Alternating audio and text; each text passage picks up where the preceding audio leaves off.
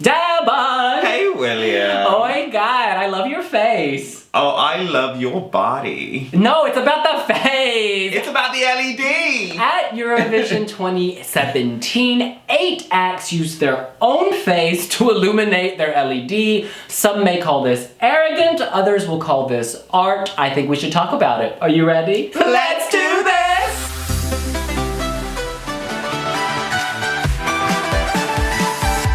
That is right. 8 acts put their face on the background. Just a quick question. Do you think that's appropriate?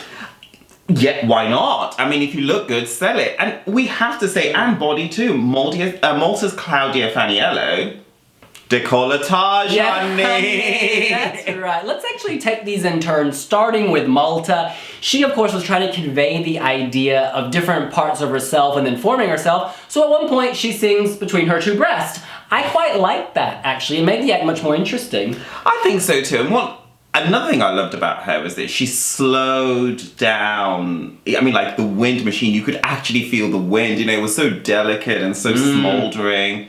It worked. It did work, and it didn't come across as vain. It came across as artistic. Yes. And another one is Moldova Sunstroke Project. Now this is the body you bring up because the LED was full body. It was full body and it was in multiplicity as well, wasn't it? Yeah. Like, you know, you see the epic sax guy and it's like all over, like and 100, epic violin guy. 100 of them. An infinite series. Yeah. I think this was important because they wanted to create a party, and this really did create a party. Absolutely, with 3 brides. Yes, doing their stuff. Because honestly, they turned the stage into a discotheque. Yes. And this is one of the reasons it did so well in the vote, I think, is because it looked amazing.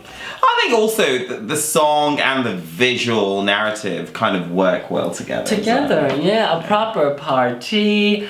Australia, Isaiah Firebrace. Possibly my favourite. He looked like a Salvatore Ferragamo model. True. Beautiful to look at, Isaiah. Beautiful hair, great cheekbones.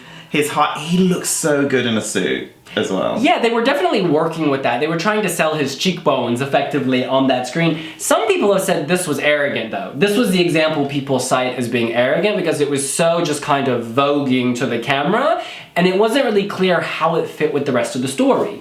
I call it fashion forward and I call it Sacha Jean-Baptiste experimental. Yeah. I mean, to me, sometimes stories don't have to be literal. You know, there's an underlying metaphor in seeing Isaiah kind of working as fashion angles.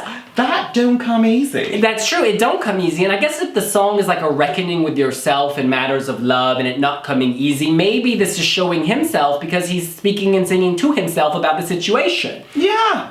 You can find beauty in yourself. You can sell garments. A reflexive dreamscape. I must say, the best part of this wasn't necessarily the image, but it was the colors they chose. That shade of blue and that shade of pink. It was very, very dreamy. Now we move on to Israel, Imri Ziv. This was just the right amount of Imri. They have him in the tank top looking amazing. He said, breaking me to pieces and honey, then dissolves, pixelates out, smashes into the smithereens. You could see the stagehands running to try to grab a piece, take him home. Yes! That worked for me as well. That was beautiful. And it wasn't too much. So it was short and sweet and done. Do you know what I mean?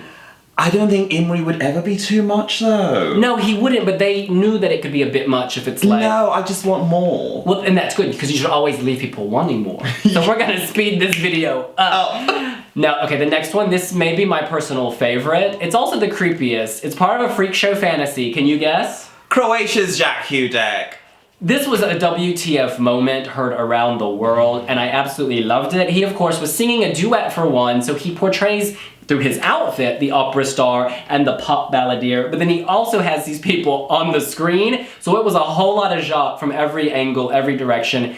We say freak show fantasy over and over again, FSF, and that's what this was. People remembered this. The juries marked this a real low, but the televote put in real high, and he got through. Yeah. And the other thing about this that I like is that it's layered. At one point, you're not quite sure, because he fills the screen in terms of his persona, in terms of his voice, and also visually, but you're not quite sure if you're looking at the LED or you're looking at himself. So the camera angle's kind of panning round and round. It's also a mixture of digital Jacques and real Jacques. Yes. It's beautiful. It's really well thought. And the sunflowers. I mean, Oh my really. God. And now we know why. He told us in our interview, we said, why didn't you go on the promotional tour? And he's like, look, this was bizarre. Could you really see me singing this in a club? Fair play, fair point. This was high impact because we had only seen it, for the first time at Eurovision. Which was a sort of a more polite take on what you've said about acts singing in a gay bar. Yes, exactly. Because some songs just don't work in the club. Like, maybe the remix of this would, but like, you're not gonna hear the original in a sweaty bar with lots of people drunk. Oh. No. We move on to Jana Burceska, former Yugoslav Republic of Macedonia. Her music video, one of the best of the year, one of the best studio cuts, and she took that and put it in the background. Yeah, and she was the only one on stage, so it was quite a sparse visual arrangement, but that LED sort of did enhance it. And I love it. She's just kind of... Yeah. It was cool. Yeah. I liked it. She wanted to do more with her staging, but the fact is they couldn't do it because the Kiev stage had limitations. They wanted to put her in a little box, kind of having a parallel universe or world like in the music video, but they couldn't do it. So I must admit though, if that could have been actualized, I think we're looking at Macedonia's best result at the contest ever, because it's a great song. It's a shame. A lot of countries this year couldn't do their vision because of the technical limitations. In any case... Another country that couldn't do their vision that appear on the LED screen is Estonia. Yes. They had to scale back. They had so many grand ideas that simply Kiev could not translate it for them. No. You saw the pixelated images of themselves, same as at Estilao. They're talking about a troubled relationship, and in a troubled relationship, the self often disintegrates. And so you see that fading from memory, fading from stability. I really thought it was effective. I thought so. Romance turns to drama when the person you love, the object of your affection, is no longer there, and then pixelates out. And then you now see a lone shot of Koit, a lone shot of Laura, just channeling fabulosity. This, again, is one of my most painful memories. This Western kind of love, Western kind of woman, Western kind of man.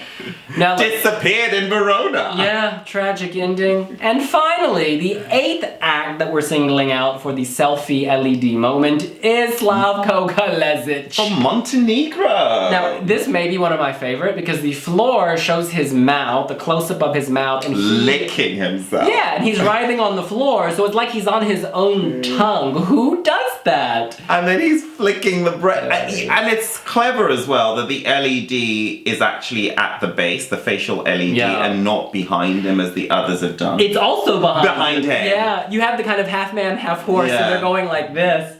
He's described this as art, and you can see why. It was really interesting.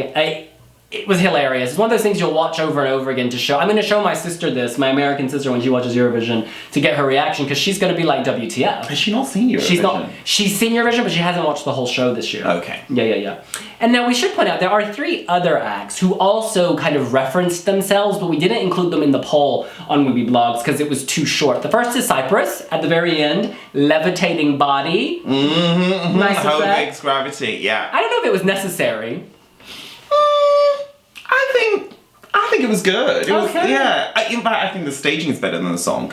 Yes. Then we have Joust. Now these were an on-screen effect. It was I don't remember them. to the side. You saw his beard and him singing. It came on the TV screen on each side. So it's not on the LED, so we didn't include it in our poll. But that was a very nice touch, actually. It made it more interesting. They went to the top 10, didn't they? Yeah. Yeah, so clearly it worked. Clearly it worked.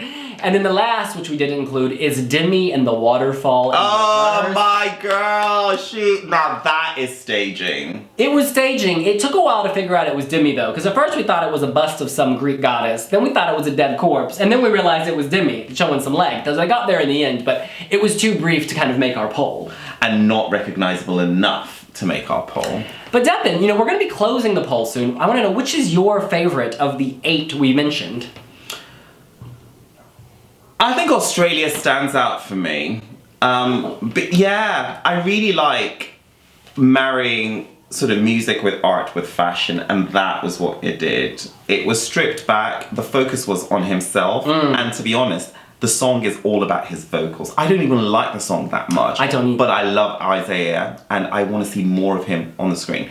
I have to point out, this is not sort of flicking a sexual switch, not at all. This is just appreciating the art form. Oh yeah, that's how I took it. That's how I took completely. it. I think my favorite... are the two freakish ones. So Jacques Houdek. You've got to choose one, William. No, I'm gonna choose two. Then I'll choose two as well. Fine. I'll add Imri from Israel into it. I like. Now that is sexual. Let's call a spade a spade. Yeah, I like that as well. I like the breaking me to pieces at that point, the disintegration. Yes. I think it's very effective. Imri looks good. I could have used a few more of his images kind of dominating his 3-minute set. Yes. Yeah. Instead of face, maybe some peck. I'm gonna say Jacques Houdek just because it's so crazy and out there and like, you know, you're either gonna have nightmares about it or you're gonna laugh about it, and I laughed about it. And the other is Moldova, because it was super fun. Both of these were fun. I think the Moldovan staging was so classy. It's hard to make a discotheque classy, and they did that. And that's another reason why they did so well, because they had a fun song with fun staging it was out there, but not too out there. I say well done. Yeah. In any case, that's what we think of the LED selfies. What do you think? Of these 8, which did you vote for? Who do you think deserves to win the poll? Let us know here on wiwibloggs. The poll's still open, so keep voting. Absolutely. And while you're at it, like, subscribe to our channel, and download the wiwibloggs app. Yeah, why not? And we will see you later. Bye! Should we take a selfie?